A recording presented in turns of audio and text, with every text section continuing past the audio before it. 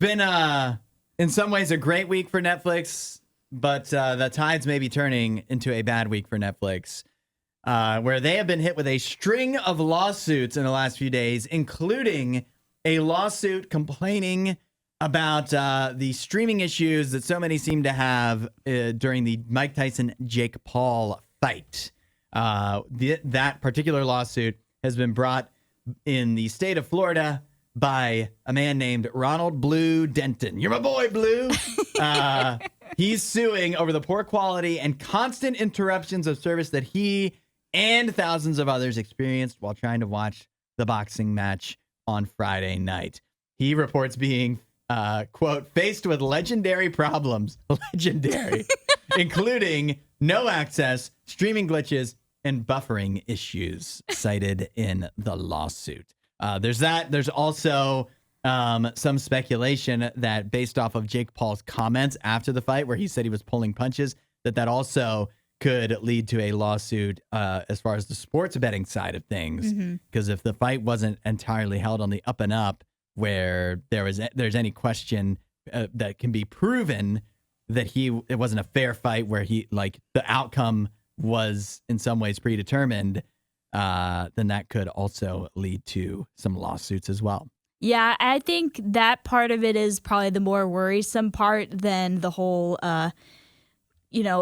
lawsuit from Blue Denton over here, who complains about the legendary problems. First of all, I thought legendary was like a good thing. It's like, oh, that was legendary. But no, it's like legendary problems as in bad. So I wonder if that is like meant as a dig at Netflix, because they probably build this as it's going to be a legendary fight, and instead you got legendary issues, legendary problems. Yeah, maybe that would be a good turn of the words there from Blue Denton. He might be a man with good words. He might be good with that stuff. But yeah, I think as far as if I was Netflix and worried about any of these lawsuits or worried about potential lawsuits, it would probably be the fact that Jake Paul did mention that afterwards that he pulled some punches to just make sure Mike Tyson could keep going for a few more rounds. Yeah, I don't think that the streaming issues thing goes very much of anywhere. As annoying as it is, that's just Netflix can probably get away with it just depends on your internet and whatever. Because it is true that while many experienced issues throughout, and there's no denying that, there's also many that just could watch the fight pretty normally.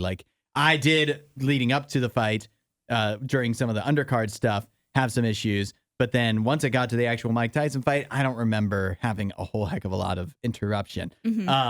The sports betting side of things, this may be where it comes. I don't know if it's clear cut enough, but one of these days we are going to get one of these lawsuits. And it's like, if you are a big sports bettor, it might be a be careful what you wish for type thing, where a lawsuit is going to be brought against some sports books or something, and it's because then they're all going to be so nervous about getting another thing happening like that to them. They're going to withdraw all the offerings they have, and you're going to not have as much to bet on, and you're going to be sad if that's your thing.